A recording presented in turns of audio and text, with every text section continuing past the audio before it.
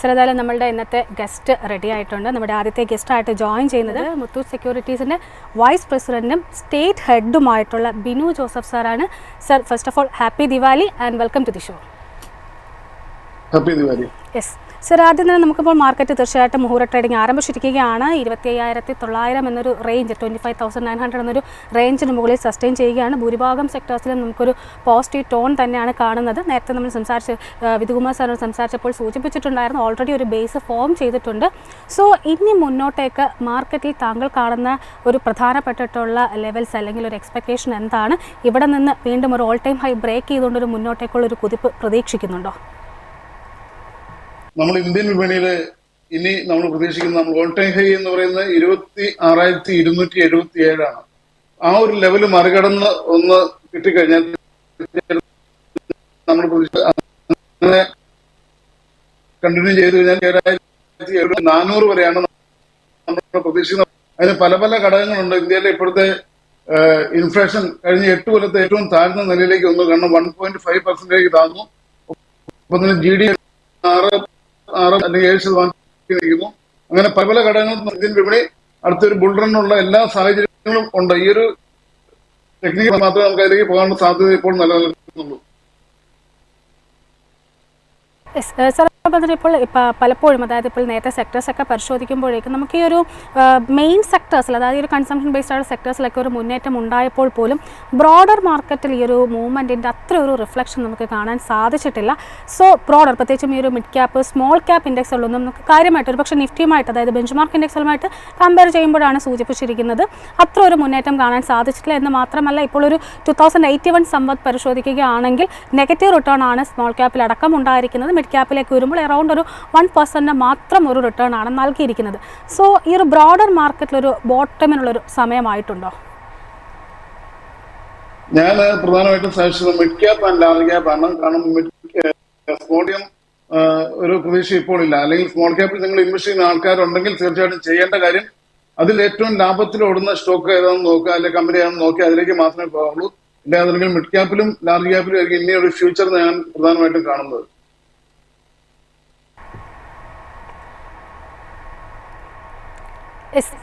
Suraj sir, അതിനോടൊപ്പം തന്നെ നമുക്കിപ്പം സാറിന് ഇപ്പോൾ താങ്കളുടെ 30 years എക്സ്പീരിയൻസ് ഉണ്ട്. സ്വാഭാവികമായിട്ടും ബിനു ജോസഫിനോട് സാറിനോട് ഒരു അല്പം കൂടി ഇൻ ഡീറ്റെയിൽ ആയിട്ട് ചോദിക്കേണ്ടതുണ്ട്. സാറിൻ്റെ ക്വസ്റ്റ്യൻസ് എന്തൊക്കെയാണ്? ഹാപ്പി ദിവാലി ബിനു. ഹാപ്പി ദിവാലി സുരജ്. ബിനുവിനെ എൻ്റെ മുന്നിൽ കിട്ടിക്കഴിഞ്ഞാൽ അറിയാലോ, എന്നും ഞാൻ ഗോൾഡിൻ്റെ കാര്യം മറക്കാതെ ചോദിക്കും എന്നുള്ളതാണ്. കാര്യം വെച്ചാൽ ബിനു ഗോൾഡായിട്ട് അസോസിയേറ്റ് ചെയ്ത് കിടക്കുന്ന ആളുമാണ്. അത് മാത്രമല്ല മുത്തൂറ്റ് സെക്യൂരിറ്റീസിൻ്റെ പല ഗോൾഡ് ഓറിയൻറ്റഡ് ആയിട്ടുള്ള പ്രോഡക്ട്സും ഉണ്ടത് തന്നെ കാരണം ഞാൻ ബിനുവിനോട് ചെറിയ അഭിപ്രായം നമ്മുടെ പ്രേക്ഷകർക്ക് വേണ്ടിയിട്ടാണ് ഞാൻ ഈ ചോദിക്കുന്നത് എന്നുള്ള. നമുക്കറിയാം ഇപ്പോൾ ഗോൾഡിനെ സംബന്ധിച്ച് ഞാൻ ചെറിയൊരു ബാക്ക്ഗ്രൗണ്ട് പറയാം. തീർച്ചയായിട്ടും ഇന്ത്യൻ റുപ്പി ടേംസിൽ വളരെ വലിയൊരു പെർഫോമർ ആയിരുന്നു അനില ഈ ഗോൾഡ് കുറച്ച് നാളത്തേക്ക്. എന്നാൽ ഈ ഡോളർ ടേംസിൽ നമ്മൾ നോക്കുകയാണെങ്കിൽ ഇന്ന് ആക്ച്വലി ഞാനൊരു സ്പീച്ച് ഞാൻ ഒരിടത്ത് പോയപ്പോൾ കണ്ട ഒരു വലിയൊരു മാർക്കറ്റ് വെറ്ററൻ പറഞ്ഞത് 150 കൊല്ലത്തെ ചരിത്രം നോക്കുകയാണെങ്കിൽ കോമ്പൗണ്ടഡ് ഗ്രോത്ത് ഗോൾഡ് തന്നിരിക്കുന്നത് വെറും 3% ആണ് എന്നല്ല. എന്ന് പറഞ്ഞ് ഗോൾഡിന് എതിരാണെന്നല്ല. ഗോൾഡ് ഇഷ്ടപ്പെടുന്നവർക്ക് ഗോൾഡ് ഇൻവെസ്റ്റ് ചെയ്ത് പോകാം, ഗോൾഡിന് അതിൻ്റെതായ അഡ്വാൻറ്റേജുകളുണ്ട്. എന്നാൽ ഇക്വിറ്റി ഇഷ്ടപ്പെടുന്നവർ ഇത്രയും ഇതിൽ നിന്നുള്ള. അപ്പോൾ ഈ ഒരു സമയത്ത് ബിനു നമുക്ക് ഒരു ഇമ്പോർട്ടൻ്റ് ആയിട്ട് നോക്കുന്ന സാധനം, നമ്മളൊരു പോർട്ട്ഫോളിയോയിൽ നമുക്ക് സ്റ്റോക്സും വേണം, ഗോൾഡും വേണം, അല്ലെങ്കിൽ നല്ല രീതിയിലുള്ള ഒരു അസറ്റ് അലോക്കേഷൻ അതിനകത്ത് ആവശ്യമുണ്ട്. ഇപ്പോൾ ഗോൾഡ് നന്നായിട്ട് പെർഫോം ചെയ്തു. എനിക്ക് തോന്നുന്നു 4,200 അല്ലേ, $4,200 പെർ ട്രോയ് ഔൺസ് എന്ന ലെവലിൽ നിൽക്കുന്ന ഒരു സാഹചര്യത്തിൽ നമ്മളിപ്പോൾ നമ്മുടെ പോർട്ട്ഫോളിയോയിൽ ഗോൾഡിൻ്റെ അലോക്കേഷൻ കുറയ്ക്കണോ, ഇക്വിറ്റീസിൻ്റെ അലോക്കേഷൻ കൂട്ടണോ, അതോ നമ്മൾ ഇതിങ്ങനെ തന്നെ മെയിൻറ്റെയിൻ ചെയ്യണോ? ഗോൾഡ് മേടിക്കണം എന്ന് പറയാൻ എനിക്ക്, അല്ലെങ്കിൽ അങ്ങനെ ചോദിക്കാൻ എനിക്ക് അധികാരമില്ല എന്നറിയാം. കാര്യം അതങ്ങനെ പറയാനും ബിനുവിന് പറ്റില്ല. നമ്മളെ കംപ്ലയൻസ് എന്നും securities and exchange board of ഇന്ത്യയുടെ കംപ്ലയൻസ് നമ്മുടെ ചുറ്റും നിൽക്കുന്നുണ്ട്. ഒരു അലൊക്കേഷൻ എന്നുള്ള രീതിയിൽ നമ്മൾ ഗോൾഡിൽ നിന്ന് ഒന്ന് കുറച്ചു മാറ്റി ഇക്വിറ്റീസിലേക്ക് ട്രാൻസ്ഫർ ചെയ്യുന്നതിൽ അഭിപ്രായം ഉണ്ടോ ബിനു? എനിക്ക് ആ കാര്യത്തിൽ അഭിപ്രായം ഉണ്ട്.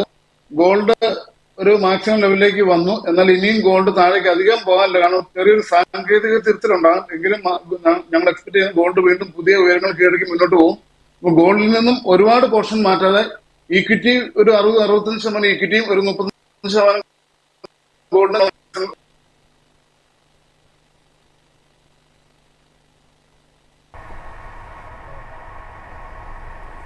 അദ്ദേഹത്തിലേക്ക് തിരിച്ചു വരാം. ചില സാങ്കേതിക തടസ്സങ്ങൾ നേരിടുന്നത് അതിലേക്ക് വരാം. സാർ അതായത് ഇപ്പോൾ ഗോൾഡിനെ കുറിച്ചാണ് സംസാരിച്ചുകൊണ്ടിരുന്നത്.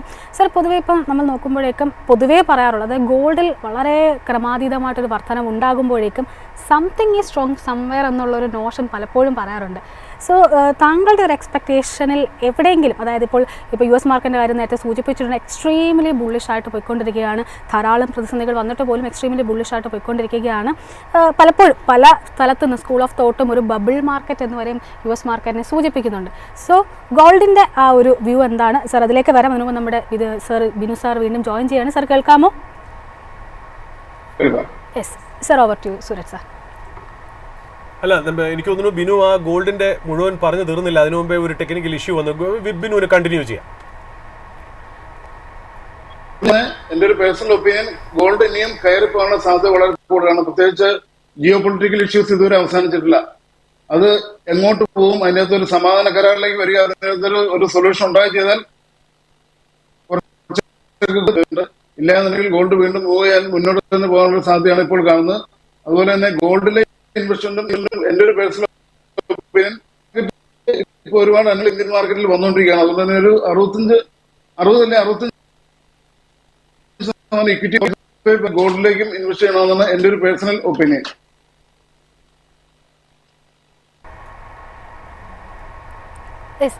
ബിനു, നമ്മുടെ ഇന്ത്യൻ മാർക്കറ്റിൽ നമുക്കറിയാം ഈ അടുത്ത കാലം വരെ FIIs ഒരു സെല്ലേഴ്സ് ആയിരുന്നു എന്നുള്ളത്. അതായത് ഫോറിൻ ഇൻസ്റ്റിറ്റ്യൂഷൻ ഇൻവെസ്റ്റേഴ്സിന് വേറെ എവിടെയോ ഓപ്പർച്യൂണിറ്റി കിട്ടിയോണ്ട് തന്നെ ആയിരിക്കണം ഒരു പക്ഷേ ഇന്ത്യൻ മാർക്കറ്റിൽ അവർ സെല്ലിംഗ് തുടങ്ങിയത്. ഏതാണ്ട് സെപ്റ്റംബർ ഒക്ടോബർ 2024 മുതൽ തന്നെ അവർ നെറ്റ് സെല്ലേഴ്സ് ആയിരുന്നു. എന്നാൽ അടുത്ത കാലത്ത്, അതായത് ഒരു ലാസ്റ്റ് 3-4 ട്രേഡിംഗ് ഡേയ്സ് ആയിട്ട് നമ്മൾ നോക്കുകയാണെങ്കിൽ ഏതാണ്ട് ആ ഒരു ട്രെൻഡ് തിരിഞ്ഞു വരുന്നത് പോലെ കാണുന്നു. അതായത് വീണ്ടും FIIs ബയേഴ്സായി മാറുന്നു എന്നുള്ളൊരു നമുക്ക് സംശയം തോന്നുന്നു. അതായത് ഇത്രയും നമ്മൾ കണ്ടത് ഏതാണ്ട് F&O അല്ലെങ്കിൽ ഇൻഡെക്സ് ലെവലിൽ നമ്മൾ നോക്കുകയാണെങ്കിൽ 93% ആയിരുന്നു കഴിഞ്ഞ മാസം വരെ FIIസിൻ്റെ ഷോർട്ട്. അത് ഏതാണ്ട് 84 കുറഞ്ഞിരിക്കുന്നു എന്നുള്ളതാണ്. അതിൻ്റെ അർത്ഥം അവർ ഇന്ത്യൻ മാർക്കറ്റിലോടുള്ള ബെയറിഷ്നെസ് അല്ലെങ്കിൽ ഒരു നെഗറ്റീവ് സ്റ്റാൻസ് ഭേദപ്പെട്ട രീതിയിൽ കുറഞ്ഞിരിക്കുന്നു എന്നാണ് മനസ്സിലാക്കുന്നത്. ബിനുവിൻ്റെ ഒരു അഭിപ്രായത്തിൽ, ബിനുവിന് ഒരുപാട് എക്സ്പീരിയൻസ് ഉള്ള ഒരു വ്യക്തിയാണ്. എന്നെ പോലെ തന്നെ 10-25-30 കൊല്ലം സ്റ്റോക്ക് മാർക്കറ്റ് എക്സ്പീരിയൻസ് ഉള്ള ഒരു വ്യക്തിയാണ്. അതായത് പല മാർക്കറ്റ് സൈക്കിൾസും, അതായത് പീക്കും ട്രഫും ഒക്കെ കണ്ട ഒരു വ്യക്തിയാണ് ബിനു എന്ന് പറയുന്നത്. അതുകൊണ്ട് ബിനുവിൻ്റെ ഇന്ന് ചോദിച്ചറിയാവുന്ന ഒരു നല്ല ഇമ്പോർട്ടൻ്റ് ആയിട്ടുള്ള ഒരു കാര്യം എന്ന് പറഞ്ഞാൽ FIIസിന് ഒരു മനമാറ്റം സംഭവിച്ചിട്ടുണ്ടോ? അതായത് F&O ഡേറ്റ വെച്ച് നോക്കുമ്പോഴും അല്ലെങ്കിൽ ഇന്ത്യൻ മാർക്കറ്റിന്റെ ഓപ്പർച്യൂണിറ്റി വഴി നോക്കുമ്പോഴും അവരുടെ ഷോർട്ട്സ് ഒക്കെ ഒന്ന് കുറഞ്ഞൊരു ലോങ് ആവുന്നുണ്ടോ? FIIs ക്യാഷ് മാർക്കറ്റിൽ ബയേഴ്സ് ആയി മാറുന്ന സാഹചര്യം ബിനു ശ്രദ്ധിക്കുന്നുണ്ടോ, കാണുന്നുണ്ടോ? വളരെ പ്രധാനപ്പെട്ട ഒരു കാര്യം എന്ന് പറയുന്നത്, നമ്മുടെ ഇന്ത്യൻ മാർക്കറ്റിൽ ഒരുപാട് അനുകൂല ഘടകത്തിന് മുൻപ് പറഞ്ഞതുപോലെ 8 കൊല്ലത്തെ ഏറ്റവും ലോ ലെവലിലേക്ക് വന്നു. 1.5% വന്നു. നമ്മുടെ GDP ഉണ്ടാകുന്ന വളർച്ച, വ്യവസായിക ഉൽപ്പന്ന മേഖലയിൽ ഉണ്ടാകുന്ന വളർച്ച, അങ്ങനെ പല പല ഘടകങ്ങൾ കൊണ്ട്, പല പല കാരണങ്ങൾ കൊണ്ട് വിദേശ ധനകാര്യ സ്ഥാപനങ്ങൾ ഇന്ത്യൻ മാർക്കറ്റിനെ വളരെയധികം ആവശ്യിക്കുന്നുണ്ട്. തീർച്ചയായിട്ടും വിദേശ നിക്ഷേപം മറ്റു രാജ്യങ്ങളെ അപേക്ഷിച്ച് ഇന്ത്യ വളരുന്ന ഒരു രാജ്യമാണ്. അതിവേഗം വളർന്ന ഒരു രാജ്യമായിട്ട് തന്നെ ഇന്ത്യയിലേക്ക് കൂടുതൽ നിക്ഷേപം വരാനുള്ള സാധ്യത വളരെ കൂടുതലാണ്. FIIs ഇന്ത്യൻ മാർക്കറ്റിനെ ഉന്നം വെച്ച് തന്നെയാണ് ഇപ്പോൾ നിൽക്കുന്നത്. നല്ല രീതിയിലുള്ള ഒരു ഇൻവെസ്റ്റ്മെന്റ് സ്റ്റാർട്ട് ചെയ്തിട്ടുണ്ട്. മുന്നോട്ടും ആ ഒരു നല്ല ഇൻവെസ്റ്റ്മെന്റ് തന്നെയാണ് FIIs നമ്മൾ പ്രതീക്ഷിക്കുന്നത്.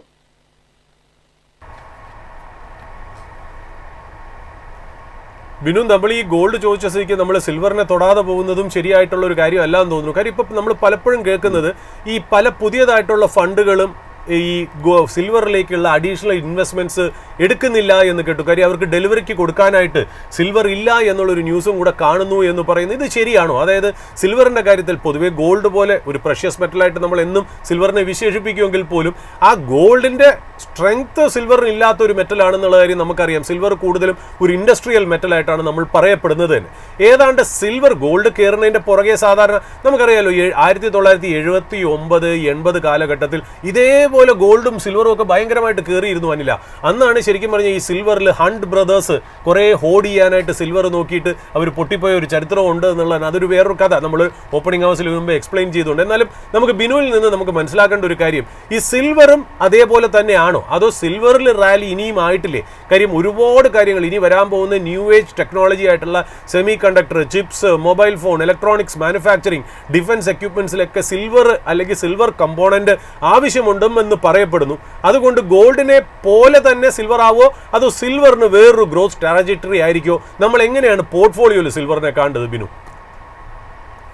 എന്റെ ഒരു പേഴ്സണൽ അഭിപ്രായത്തില് സിൽവർ ഒരുപക്ഷെ ഗോൾഡ് പോലെ തന്നെ അതിനപ്പുറം മൂവ് ചെയ്യാൻ പറ്റുന്ന ഒരു പ്രൊഡക്റ്റ് ആണ്. പ്രത്യേകിച്ച് ഇന്ന് ഇൻഡസ്ട്രിയൽ മേഖലയിൽ ഏൽപ്പിക്കുന്ന ഒരു വസ്തുവായിട്ട് സിൽവർ മാറി.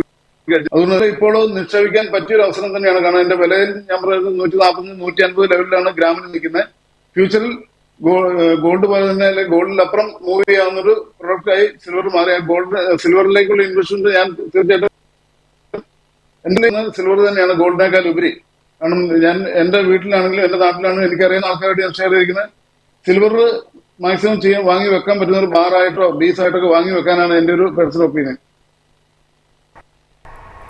സാറോടൊപ്പം നമ്മൾ ഇക്വിറ്റി മാർക്കറ്റിലേക്ക് ഇങ്ങനെ തിരിച്ചു വരികയാണെന്നുണ്ടെങ്കിൽ ഈ സെക്ടേഴ്സ് പരിശോധിക്കുമ്പോഴേക്കും IT സെക്ടർ കഴിഞ്ഞ കുറേ നാൾ, പ്രത്യേകിച്ചും ഈ ഒരു സാമ്പത്തിക വർഷം 2025 ഏപ്രിൽ മുതൽ ഇങ്ങോട്ടേക്ക് പരിശോധിക്കുമ്പോഴേക്കും അത്ര കാര്യമായിട്ടൊരു പ്രകടനം നടത്തിയിട്ടില്ല എന്ന് മാത്രമല്ല ഒരു നെഗറ്റീവ് റിട്ടേൺ നൽകിയിട്ടുള്ളൊരു സെക്ടർ കൂടിയാണ് IT എന്ന് പറയുന്നത്. IT സംബന്ധിച്ച് പരിശോധിക്കുമ്പോഴേക്കും ഇപ്പോൾ ഈ കമ്പനികളുടെയൊക്കെ റിസൾട്ട് വന്നിട്ടുണ്ട്. കമ്പാരിറ്റീവ്ലി ലാർജ് ക്യാപ് കമ്പനികളുടെയൊക്കെ ഭേദപ്പെട്ട റിസൾട്ട് തന്നെയാണ് പബ്ലിഷ് ചെയ്യാൻ സാധിച്ചിരിക്കുന്നത്.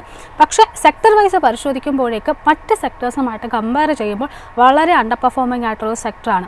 ഇനി മുന്നോട്ടേക്ക് IT സെക്ടറിൻ്റെ ഒരു റിവേഴ്സൽ അല്ലെങ്കിൽ ട്രെൻഡ് റിവേഴ്സൽ താങ്കൾ എക്സ്പെക്ട് ചെയ്യുന്നുണ്ടോ? IT സെക്ടർ നമ്മൾ പ്രധാനമായിട്ടും എക്കോണമി ആഗോള വിപണികൾ മാന്ദ്യത്തിലേക്ക് പോകുന്ന ഒരു ലക്ഷണം ഒന്ന്. അതുപോലെ തന്നെ US താരിഫ് ബാർ, ഒപ്പം തന്നെ H1B വിസ അതിന്റെ റേറ്റ് കൂടി, ഇങ്ങനെയുള്ള കുറച്ച് കാര്യങ്ങൾ കൊണ്ടാണ് IT സെക്ടറിന് കുറച്ച് നെഗറ്റീവ് ആയത്. എന്നാൽ എന്റെ ഒരു കാഴ്ചപ്പാടിൽ IT സെക്ടറിൽ കാര്യമായിട്ടുള്ള ഒരു തകർച്ചയിലേക്ക് ഇനി പോകേണ്ട സാഹചര്യമില്ല. കാരണം പല IT കമ്പനികൾക്കും H1B വിസ ഉണ്ടായിരുന്നതിന്റെ 20% അവർ കുറച്ചു. കാരണം ഫ്യൂച്ചറിൽ ഇവര് AI ആപ്പ് AI ഒരു കാലഘട്ടം വരാൻ പോകുന്നത് തന്നെ IT മേഖലയ്ക്കുള്ള എംപ്ലോയ്മെന്റിന്റെ സാഹചര്യമാണ്. അപ്പൊ ആ 10 പേര് വേണ്ടത് 6-7 പേര് മതി. അപ്പൊ അങ്ങനെയുള്ള ഇഷ്യൂസിനൊക്കെ ഒരു പരിഹാരം കാണും. യൂസിലേക്ക് പോകുന്ന H1B വിസയുടെ ഇഷ്യൂക്ക് അവിടെ പരിഹരിക്കപ്പെടും. സ്വാഭാവികമായിട്ടും IT സെക്ടറിലും ഈ താൽക്കാലികമായിട്ടൊരു ഈ ഒരു ഇവന്റിനെ അല്ലെങ്കിൽ ന്യൂസിനെ ബേസ് ചെയ്തൊരു ഇടിവുണ്ടായതിലും നല്ലൊരു ഗ്രോത്ത് തന്നെയാണ് ഞാൻ പ്രതീക്ഷിക്കുന്നത്. Thank you so much Binu sir. ഇത്രയും സമയം ഞങ്ങളുടെ പ്രേക്ഷകർക്കായിട്ട് ഇവിടെ എത്തിയതിന് വളരെയധികം നന്ദിയുണ്ട്. ഏതായാലും നമ്മുടെ അടുത്ത ഗസ്റ്റായിട്ട് ജോയിൻ ചെയ്തിരിക്കുന്നത് മുത്തൂറ്റ് സെക്യൂരിറ്റീസിൻ്റെ CFO ആയിട്ടുള്ള വിധുകുമാർ സാറാണ്. Sir, good afternoon and welcome to the show. ഏതായാലും സാർ ഏതായാലും നമ്മൾ ഇപ്പോൾ അദ്ദേഹം അല്പസമയത്ത് നമ്മൾ ജോയിൻ ചെയ്യുന്നതായിരിക്കും. വിധുകുമാർ സാറിനോട് തന്നെയാണ് ചോദിക്കുന്നത്. തീർച്ചയായിട്ടും ഇന്നത്തെ ഒരു ദീപാവലി പിക്സിനെ സംബന്ധിച്ചിട്ട് തീർച്ചയായിട്ടും പറയുമ്പോൾ ഒക്ടോബർ, അതായത് കഴിഞ്ഞ ഈ ഒരു കുറേ നാളുകൾക്ക് ശേഷം വളരെ ശക്തമായിട്ടുള്ളൊരു തിരിച്ചുവരവ് നടത്തിയ ഒരു മാസമാണ് ഈ ഒക്ടോബർ എന്ന് പറയുന്നത്. പ്രത്യേകിച്ചും ദീപാവലിക്ക് ഈ ഒരു മുഹൂർത്തത്തിന് മുന്നോടിയായിട്ട് തന്നെ വളരെ സ്ട്രോങ് ആയിട്ടുള്ളൊരു ബേസ് ക്രിയേറ്റ് ചെയ്തുകൊണ്ടാണ് ഇന്നലെ വരെയുള്ള ട്രേഡിംഗ് ക്ലോസ് ചെയ്തിരിക്കുന്നത്. പല അനലിസ്റ്റുകളുടെയും ഒക്കെ ഒരു എക്സ്പെക്ടേഷൻ പ്രകാരം ഒരുപക്ഷെ 26,000 ഒക്കെ ക്രോസ് ചെയ്ത് നിയർ ടേമിൽ തന്നെ പോയേക്കാം എന്ന തരത്തിലുള്ള വളരെ ഒപ്റ്റിമിസ്റ്റിക് ആയിട്ടുള്ള വ്യൂസ് എത്തുന്നുണ്ട്. താങ്കളുടെ ഒരു ഓവറോൾ വ്യൂ എന്താണ് ഇന്ത്യൻ സ്റ്റോക്ക് മാർക്കറ്റിനെ സംബന്ധിച്ചിട്ട്? ആദ്യമായിട്ട് പ്രേക്ഷകർക്കും പിന്നെ മൈഫിൻ TVയുടെ ക്രൂ മെമ്പേഴ്സിനും എൻ്റെ ദീപാവലി ആശംസകൾ. മുത്തൂറ്റ് സെക്യൂരിറ്റീസിന്റെ പേരിൽ ഒരു happy Deepavali to all of you. ശരിയാണ്, താങ്കൾ പറഞ്ഞത് വളരെ ശരിയാണ്. കഴിഞ്ഞ ഒരാഴ്ച നമ്മൾ അതിനെ ദീപാവലി റാലി ഒക്കെ പറയും. കഴിഞ്ഞ ഒരാഴ്ച മാർക്കറ്റ് വളരെ പോസിറ്റീവ് മൂഡിലായിരുന്നു. ആ ഒരു കാരണങ്ങൾ കൊണ്ട് തന്നെ എനിക്ക് തോന്നുന്നു കഴിഞ്ഞ ദീപാവലി തൊട്ട് ഈ ദീപാവലി വരെ നിഫ്റ്റിയുടെ റിട്ടേൺസ് വളരെ മോശമായിരുന്നു. കഴിഞ്ഞ ഒരു 4-5 ദിവസത്തെ റിട്ടേണോട് എടുത്തു കഴിഞ്ഞപ്പോൾ അതിന്റെ നിഫ്റ്റിയുടെ റിട്ടേൺസ് ഏതാണ്ട് 6% താഴെയാണ്. അപ്പൊ കഴിഞ്ഞ ഒരു വർഷം അത്ര ഒരു നല്ലതല്ലായിരുന്നു. ദീപാവലി ടു ദീപാവലി നോക്കിക്കഴിഞ്ഞാൽ നല്ലതല്ലായിരുന്നു എന്ന് നിഫ്റ്റി റിട്ടേൺസ് വെച്ച് നോക്കിക്കഴിഞ്ഞാൽ മാർക്കറ്റിനെ നമുക്ക് ഒന്ന് അനലൈസ് ചെയ്താൽ അങ്ങനെ പറയാമെങ്കിലും, പക്ഷെ എത്രയോ നല്ല കമ്പനികൾ നല്ല റിട്ടേൺസ് 30%, 40% റിട്ടേൺസ് തന്നു എന്നുള്ളതും മാർക്കറ്റിൽ വർക്ക് ചെയ്യുന്ന എന്നെപ്പോലുള്ള ആൾക്കാർക്ക് അതിനകത്ത് അത് കാണാൻ പറ്റിയിട്ടുണ്ട്. അപ്പം എപ്പോഴും മാർക്കറ്റ് വളരെ ഒരു പോസിറ്റീവ് മൂഡിൽ തന്നെയാണ്. ചിലക്കിടയ്ക്ക് മാർക്കറ്റിന് ഒരു കറക്ഷൻസ് അതുണ്ടെങ്കിൽ മാത്രമേ മാർക്കറ്റിനെ നമുക്ക് മാർക്കറ്റായിട്ട് കാണാൻ പറ്റുള്ളൂ. കാരണം കറക്ഷൻസ് ഇല്ലെങ്കിൽ മാർക്കറ്റിന് ഈ ഒരു അട്രാക്ഷൻ ഉണ്ടാകത്തില്ല. അപ്പം corrections definitely there is A requirement four correction. മാർക്കറ്റിൽ എപ്പോഴും ആവശ്യമുള്ള ഒരു സാധനം തന്നെയാണ്. ആ കറക്ഷൻസ് സമയാസമയങ്ങളിൽ മാർക്കറ്റിൽ വരാറുണ്ട്. അത് തന്നെയാണ് മാർക്കറ്റിന്റെ ഒരു പോസിറ്റീവായിട്ട് ഞാൻ കാണുന്നത്. പിന്നെ going forward I am very bullish on this market because India is a growing economy, very very wide economy. അപ്പം അങ്ങനെയുള്ളപ്പം നമുക്ക് ഡെഫിനറ്റ് ആയിട്ട് ഒരു ഓപ്പർച്യൂണിറ്റീസ് ഉണ്ട്. There are lot of sectors which perform. Make in India എന്നുള്ള ഒരു move നമ്മുടെ ഇന്ത്യയിൽ വന്നതിന് ശേഷം most of the Indian companies, ഇന്ത്യയിൽ മാത്രം ഉള്ള കമ്പനികൾ ഔട്ട് പെർഫോമൻസ് കാണിക്കുന്നുണ്ട്. വളരെ പോസിറ്റീവായിട്ടാണ് ഞാൻ ഈ വരുന്ന വർഷത്തെ കാണുന്നത്. ദീപാവലി ഡെഫിനറ്റ് ഇന്നത്തെ ഒരു മുഹൂർത്ത് ട്രേഡിംഗ് എന്ന് പറയുന്നത് എപ്പോഴും ലക്ഷ്മി ദേവിയുടെ ഒരു കടാക്ഷം പ്രതീക്ഷിച്ചുകൊണ്ടാണ് ഈ മുഹൂർത്ത് ട്രേഡിംഗ്. ആ 1 മണിക്കൂർ നേരത്തേക്കുള്ള ഒരു മുഹൂർത്തത്തിൽ വ്യാപാരം നടത്തുന്നു. എല്ലാവരും ആ പ്രതീക്ഷയോടുകൂടി, നല്ല പ്രതീക്ഷയോടുകൂടിയാണ് മാർക്കറ്റിനെ കാണുന്നത്. തീർച്ചയായിട്ടും ഞാനും ആ പ്രതീക്ഷയോടുകൂടി തന്നെ കാണുന്നു. മാർക്കറ്റ് നല്ല രീതിയിൽ മുന്നോട്ട് പോകും. ഇടയ്ക്കിടയ്ക്ക് അതിന്റെ കറക്ഷൻസ് വരാം. അതിലും ആ കറക്ഷൻസും നമ്മൾ ഫേസ് ചെയ്യാൻ പ്രിപ്പയർ ആയിരിക്കണം എന്നാണ് എനിക്ക് ഈ ആദ്യത്തെ നിങ്ങളുടെ ഒരു ചോദ്യത്തിൽ പറയാനുള്ള കാര്യം. അതോടൊപ്പം തന്നെ ഇപ്പോൾ താങ്കൾ മുത്തൂറ്റ് സെക്യൂരിറ്റീസും റെപ്രസെൻ്റ് ചെയ്താണ് നിൽക്കുന്നത്. സ്വാഭാവികമായിട്ടും മുത്തൂറ്റ് എന്ന് കേൾക്കുമ്പോഴേ എല്ലാ പ്രേക്ഷകരുടെ മനസ്സിലേക്ക് എത്തുന്നത് മുത്തൂറ്റ് ഫിനാൻസ് തന്നെയാണ്. നിലവിൽ മുത്തൂറ്റ് ഫിനാൻസിനെ സംബന്ധിച്ചിട്ട് പരിശോധിക്കുമ്പോഴേക്കും ഗോൾഡിൻ്റെ വില ക്രമാതീതമായിട്ട് ഒരു പക്ഷേ മുൻകാലങ്ങളിലെങ്ങും കാണാത്ത തരത്തിലുള്ള ഒരു മുന്നേറ്റമാണ് ഉണ്ടായിരിക്കുന്നത്. തീർച്ചയായിട്ടും കമ്പനിയുടെ കൈവശമുള്ള അസറ്റ് അണ്ടർ മാനേജ്മെൻറ്റ് അത്രയധികം ഒരു വാല്യൂ അഡീഷനും വന്നിട്ടുണ്ട്. സോ ഗോൾഡിൻ്റെ ജനറലായിട്ട് തന്നെ ചോദിക്കുകയാണ്, ഈ ഗോൾഡിൻ്റെ ഒരു മുന്നേറ്റത്തെ താങ്കൾ എങ്ങനെയാണ് വിലയിരുത്തുന്നത്? മുന്നോട്ടേക്കും ഇനിയും ഒരു ഹൈ തന്നെയാണോ എക്സ്പെക്ട് ചെയ്യുന്നത്? തീർച്ചയായിട്ടും അത് എൻ്റെ പേരന്റ് കമ്പനിയെ കുറിച്ചുള്ള ഒരു ചോദ്യമാണ്. അതിനെക്കുറിച്ച് ആധികാരികമായിട്ട് സംസാരിക്കണമെങ്കിൽ ആ കമ്പനിയുടെ ആൾക്കാർ തന്നെ വേണം. പക്ഷെ എന്നിരുന്നാലും മുത്തൂറ്റ് സെക്യൂരിറ്റീസിന്റെ CFO എന്ന നിലയിൽ ഞാനും മെറ്റലിൽ ഉണ്ടാകുന്ന ഗോൾഡ് മാത്രമല്ല വേറെയുള്ള മെറ്റലുകളിലും നമുക്ക് ഉണ്ടാകുന്ന ചില മൂവ്മെന്റ്സുകൾ നമ്മളെപ്പോഴും വാച്ച് ചെയ്തുകൊണ്ടിരിക്കുന്നതാണ്. ആ മൂവ്മെന്റ്സ് വെച്ച് നോക്കുകയാണെങ്കിൽ ഗോൾഡ് ഡെഫിനറ്റ് ആയിട്ടും ഈ കഴിഞ്ഞ ഒരു വർഷം ഗോൾഡിന് ഏതാണ്ട് മോർ ദാൻ 50% അപ്രീസിയേഷനാണ് കാണുന്നത്. നമ്മളൊരു അതിനെ ഒന്ന് അനലൈസ് ചെയ്യുകയാണെങ്കിൽ, കുറച്ചുകൂടെ ഒന്ന് ഡീറ്റെയിൽഡ് ആയിട്ട് അനലൈസ് ചെയ്യുകയാണെങ്കിൽ, കഴിഞ്ഞ ഒരു 10 വർഷം നമ്മളൊരു ഗോൾഡില് എന്ന് പറഞ്ഞാൽ SIP മോഡലില് എല്ലാ ദീപാവലി ഡേയിലും ഗോൾഡിൽ ഇൻവെസ്റ്റ് ചെയ്തിരുന്നെങ്കിൽ എന്ത് റിട്ടേൺസ് 10 വർഷം കൊണ്ട് എന്ത് CAGR കിട്ടുമെന്ന് നോക്കിയപ്പം ഏകദേശം അത്ര ചിലപ്പോൾ ശരിയാകത്തില്ല. പക്ഷെ എന്നിരുന്നാലും കഴിഞ്ഞ 10 വർഷവും ദിവാളി ഡേക്ക് എന്ന് പറഞ്ഞാൽ ഈ മുഹൂർത്ത് ട്രേഡിങ്ങിന് നമ്മൾ ഒരു 1 lakh rupees ഗോൾഡ് ചെയ്തിരുന്നെങ്കിൽ ഏതാണ്ട് 17-18% CAGR ഗോൾഡിൽ കിട്ടിയേനെ ഈ 10 വർഷം കൊണ്ട്. അപ്പോൾ അതൊരു തീർച്ചയായിട്ടും അതൊരു ലോങ് ടൈം ബേസിസിൽ നോക്കിയപ്പം അതൊരു നല്ല റിട്ടേൺ ആണ്. ഇത് തന്നെ അടുത്ത 10 വർഷം കഴിയുമ്പോഴും ഇത് തന്നെ റിപ്പീറ്റ് ചെയ്യുന്ന ഷോർട്ട് ടൈമിൽ ദർ ഇസ് എ കറക്ഷൻ. നമ്മളെല്ലാവരും പ്രതീക്ഷിക്കുന്ന ഒരു ഇത്രയും ഗോൾഡിന്റെ വില കയറി എന്ന് പറയുമ്പോൾ ഒരു കറക്ഷൻ. പക്ഷേ തന്നെയും റിസർവ് ബാങ്ക് ഓഫ് ഇന്ത്യ തന്നെ കൂടുതൽ ഗോൾഡാണ് അക്വയർ ചെയ്യുന്നത്. അപ്പോൾ ആ ലെവലിൽ നോക്കിക്കഴിഞ്ഞാൽ ഗോൾഡിനൊരു ഒരു പോസിറ്റീവ് തന്നെയാണ് ഞാൻ ഫ്യൂച്ചറിലും കാണുന്നത്. അത് ഒരു നല്ല ഇൻവെസ്റ്റ്മെന്റ് ആണ്. എനിക്ക് പെട്ടെന്ന് ചോദിച്ചപ്പോൾ ഓർമ്മ വരുന്നത് എൻ്റെ അച്ഛൻ്റെ അമ്മ മുത്തശ്ശി പറയുമായിരുന്നു, പൈസ കിട്ടിയാൽ ഗോൾഡ് മേടിക്കണമെന്ന്. അവർ എത്രയോ നേരിൽ മുമ്പേ തന്നെ ഇതൊക്കെ കണ്ടിരുന്നു എന്നുള്ളതാണ് എനിക്കിപ്പോൾ ഒരു തോന്നുന്നത്. അവര് ഇതൊന്നും പഠിക്കാതെ തന്നെ അവർ പറഞ്ഞിരുന്നു ഗോൾഡ് മേടിച്ചു വെക്കുക, പൈസ കിട്ടുമ്പോഴെല്ലാം ഗോൾഡ് മേടിച്ചു വെക്കുക എന്ന്. പക്ഷെ അങ്ങനെ മേടിച്ചു വെച്ചിരുന്നെങ്കിൽ ഡെഫിനറ്റ് ആയിട്ടും വലിയൊരു അപ്രീസിയേഷനാണ് ഞാൻ ഇതിനകത്ത് കാണുന്നത്. ഡെഫിനറ്റ് ആയിട്ടും I am seeing a good prospects in gold investment. But gold മാത്രമല്ല, it's a part of our investment. Multi assets ആണ് എപ്പോഴും ഞാൻ പ്രിഫർ ചെയ്യുന്നത്. Gold is a part of your investment. അതായിരിക്കണം, ഗോൾഡും വേണം സിൽവറും വേണം എന്ന് തന്നെയാണ് എൻ്റെ ഒരു അഭിപ്രായം. സുരജ് സർ, വിധുകുമാർ സാറിനോട് താങ്കൾക്ക് എന്തെങ്കിലും ചോദിക്കാം? Happy Diwali Vidhukumar. Happy Diwali. Happy Diwali sir. Vidhukumar, നമ്മൾ പറഞ്ഞു, അതായത് ഒരു ഇക്വിറ്റി മാർക്കറ്റിൽ വളരെ പോസിറ്റീവ് ആണെന്നും പറഞ്ഞു, നമ്മൾ ഗോൾഡിലേക്ക് ചെറിയൊരു അലൊക്കേഷനും വേണം എന്ന് പറഞ്ഞു. തീർച്ചയായിട്ടും അത് വലിയ കാര്യം വെച്ചാൽ അനില ഈ പറയുന്ന പോലെ നമ്മൾ ലാസ്റ്റ് ഒരു കൊല്ലം നോക്കുകയാണെങ്കിൽ ഇന്ത്യൻ ഹൗസ് വൈഫ്സ് ആയിരുന്നു ഏറ്റവും വലിയ ഫണ്ട് മാനേജേഴ്സ് എന്നുള്ള കാര്യം. അവരുടെ കയ്യിലിരിക്കുന്ന ഗോൾഡാണ് ഏറ്റവും കൂടുതൽ പെർഫോം ചെയ്തതെന്നുള്ളത്, അപ്രീഷിയേറ്റ് ചെയ്തതെന്നുള്ളത് വളരെ പ്രത്യേകതയുള്ള കാര്യം. എനിക്ക് വിധുകുമാറിന്റെ എക്സ്പെർട്ടീസിൽ എനിക്ക് ചോദിക്കാനുള്ള ഒരു കാര്യം, വിധുകുമാർ, നമുക്കറിയാലോ ഇന്ത്യൻ മാർക്കറ്റ്സ് ഏതാണ്ട് ലാസ്റ്റ് 1 year വേണ്ട രീതിയിൽ പെർഫോം ചെയ്തില്ല. ഓൺ എ കമ്പാരിറ്റീവ് ബേസിസ് നമ്മളൊരു അണ്ടർ പെർഫോമർ ആയിരുന്നു താനും.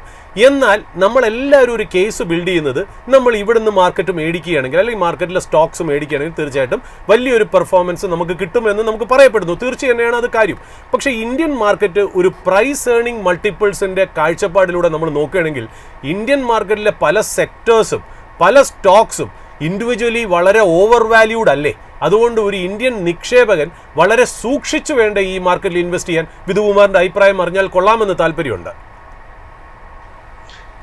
നമ്മൾ സ്റ്റോക്കിൽ ഇൻവെസ്റ്റ് ചെയ്യാൻ പോകുമ്പോൾ വാല്യുവേഷൻ, പി, ഓൾ ഫാക്ടേഴ്സ് ശരിയാണ്, കൺസിഡർ ചെയ്യണം. പക്ഷെ ചില അവസരങ്ങളിൽ ഞാൻ പറയുന്നത് എൻ്റെ ഒരു ഒപ്പീനിയൻ വെച്ച് നോക്കുകയാണെങ്കിൽ, ഇഫ് ദി കമ്പനീസിന്റെ ബേസിക് ഫണ്ടമെന്റൽസ്, അതിൻ്റെ മാനേജ്മെന്റ്, അതിൻ്റെ ആ കമ്പനിയുടെ പ്രോഡക്റ്റുകൾ അല്ലെങ്കിൽ അതിന്റെ സർവീസുകൾ എന്തൊക്കെയാണെന്ന് നമുക്കൊന്ന് മനസ്സിലാക്കിയാൽ ചിലപ്പം ഈ റേഷ്യോസ് അല്ലെങ്കിൽ ഈ കീ ഫിഗേഴ്സ് ഒക്കെ തന്നെ എൻറ്റയർലി ചേഞ്ച് ചെയ്യാൻ പോലെ, എന്നെങ്കിൽ മാത്രമല്ലേ നമുക്ക് ആ കമ്പനിയുടെ ഗ്രോത്ത് കാണാൻ പറ്റുള്ളൂ. അപ്പൊ ഡെഫിനറ്റ് ആയിട്ട് ഇതൊരു ഫാക്ടറാണ്. നമുക്ക് കമ്പാരിസണ് ഡെഫിനറ്റ് ആയിട്ടും എല്ലാ റേഷ്യോസും ഫാക്ടർ ആണെങ്കിൽ തന്നെ, പക്ഷെ ഓവറോൾ കമ്പനിയെ നമ്മളൊന്ന് അനലൈസ് ചെയ്ത് കഴിഞ്ഞാൽ there are lot of opportunities in Indian companies to grow. അങ്ങനെ വന്ന്, കാരണം നമ്മളുടെ എക്കോണമി, ഞാൻ ആദ്യം പറഞ്ഞ രീതിയിൽ economy is growing and ours is a vast economy. ഒരു 140 crores of people are there and only 12 crore people are having investment in this. അങ്ങനെ വരുമ്പോഴത്തേക്ക് ഇതിനകത്ത് lot of people are coming into this market. അങ്ങനെ വരുമ്പോഴത്തേക്ക് ഇതിനൊരു നല്ലൊരു ഒരു investment area ഇതാണ് എന്ന് പുതിയ തലമുറ മനസ്സിലാക്കി കഴിയുമ്പോൾ ഡെഫിനറ്റ് ആയിട്ട് ഇതിനൊരു ഗ്രോത്ത് ഞാൻ ഇതിനകത്ത്. കൂടാതെ കമ്പനികളുടെ പെർഫോമൻസ്, നമ്മളുടെ കമ്പനികളുടെ അഡ്വാൻസ് പേയ്മെന്റ്, നമ്മളുടെ എക്സ്പോർട്ട്, ഇതെല്ലാം തന്നെ ഒരു പോസിറ്റീവായി, കാരണം എല്ലാം ചെയ്യുന്ന കമ്പനി ഒരു ആയിട്ടാണ് പോകുന്നത്. അപ്പൊ ഇത്രയൊക്കെ വരുമ്പോഴത്തേക്ക് എല്ലാം ഫാക്ടേഴ്സും പോസിറ്റീവ് ആകുമ്പോൾ ഡെഫിനറ്റ് ആയിട്ട് നമുക്കൊരു നല്ല ഏർണിങ്സ് അല്ലെങ്കിൽ നല്ല ഒരു ഇൻവെസ്റ്റ്മെന്റ് ഏരിയ ആണ് സ്റ്റോക്ക് മാർക്കറ്റ് അല്ലെങ്കിൽ മൾട്ടി അസറ്റ്സ്, പല അസറ്റുകളും ഇതിനകത്തുണ്ട്, അതിൽ ചെയ്യാൻ പറ്റുന്നതാണ് എന്നാണ് എൻ്റെ ഒരു അഭിപ്രായം. പക്ഷെ ഞാൻ നേരത്തെ പറഞ്ഞ രീതിയിൽ ശരിയാണ്, മാർക്കറ്റിൽ ഇടയ്ക്കിടയ്ക്ക് കറക്ഷൻസ് വരും, ന്യൂസ് അഫക്റ്റഡ് കറക്ഷൻസ് വരും. എക്കണോമി രീതിയിൽ അല്ലെങ്കിൽ എക്കണോമിക്സിനെ അഫക്ട് ചെയ്യുന്ന എന്തെങ്കിലുമൊക്കെ ന്യൂസസോ അല്ലെങ്കിൽ എന്തൊക്കെ ഇൻസിഡൻസോ ഉണ്ടായാൽ അതിനകത്ത് മാർക്കറ്റ് കറക്ഷൻ നേരിടാം. ഈ കറക്ഷൻസിനെയൊക്കെ നമ്മൾ അതിനൊരു ഓപ്പർച്യൂണിറ്റി ആയിട്ട് കാണണം എന്നുള്ളതാണ് ഞാൻ പറയുന്നത്. അപ്പൊ അങ്ങനെ ഒരു ഓപ്പർച്യൂണിറ്റി വന്ന് ആ എല്ലാം ഓപ്പർച്യൂണിറ്റീസ് ആയിട്ട് എടുത്താൽ ഡെഫിനറ്റ് ആയിട്ടും stock market is an area where people can make money and it's ഒരു വെൽ റെഗുലേറ്റഡ് ആൻഡ് കൺട്രോൾഡ് ഒരു ഏരിയ ആണ്. അപ്പം ഡെഫിനറ്റ് ആയിട്ട് ഇതിനകത്ത് മെയിൻ തിങ് ഞാൻ എപ്പോഴും പറയാറുള്ളത് അറിവ് എന്നുള്ളതാണ്. ഇതിനകത്ത് സ്റ്റോക്ക് മാർക്കറ്റിനെ കുറിച്ചുള്ള അറിവുള്ള ആൾക്കാർ, ഇല്ലെങ്കിൽ അറിവ് നേടി വേണം ഇതിനകത്ത് ഇൻവെസ്റ്റ് ചെയ്യാൻ. അറിവ് നേടാൻ ബുദ്ധിമുട്ടുള്ള ആൾക്കാർക്കുള്ള ഏരിയ ആണ് മ്യൂച്വൽ ഫണ്ട്, സ്റ്റോക്ക് മാർക്കറ്റിൽ ഇൻവെസ്റ്റ് ചെയ്യാൻ. അതും അങ്ങനെയുള്ള ആൾക്കാർക്ക് വേണ്ടിയുള്ള ഒരു ഏരിയ ആയിട്ടാണ് എനിക്ക് ഇതിനെ പറയാനുള്ളത്.